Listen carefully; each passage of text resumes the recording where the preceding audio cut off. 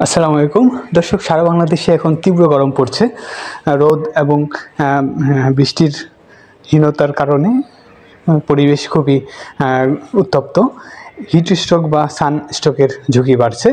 তো এই পরিস্থিতিতে আপনার কী করণীয় এবং লক্ষণ কী, সেই বিষয়ে আমি সংক্ষেপে ধারণা দিচ্ছি।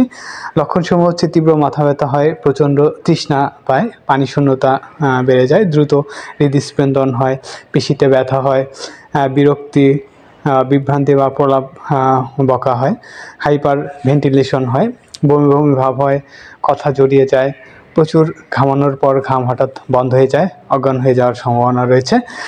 হিট স্ট্রোক বা সানস্ট্রোকের এই লক্ষণসমূহ রয়েছে। এবং আপনি প্রাথমিকভাবে যা করবেন সেটি হচ্ছে ঢিলেঢালা পোশাক পরবেন, হালকা রঙের সুতির কাপড় পরা ভালো, যথাসময়ে ঘরের ভিতরে বা ছায়াযুক্ত স্থানে থাকা ভালো, রোদের বাইরে যাওয়ার সময় টুপি, ক্যাপ বা ছাতা ব্যবহার করবেন, প্রচুর পরিমাণ পানি খাবেন, স্যালাইন খাবেন, ফলের রস পান করতে পারেন, রোদে দীর্ঘ সময় ঘোরাঘুরি করবেন না এবং গ্রীষ্মকালে তীব্র শারীরিক পরিশ্রম এড়িয়ে চলবেন।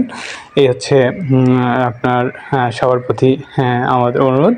বাংলাদেশ জামাত ইসলামের ঢাকা মহানগরী দক্ষিণের পক্ষ থেকে এই লিফলেটটি বিতরণ হয়েছে। সবাই ভালো থাকবেন।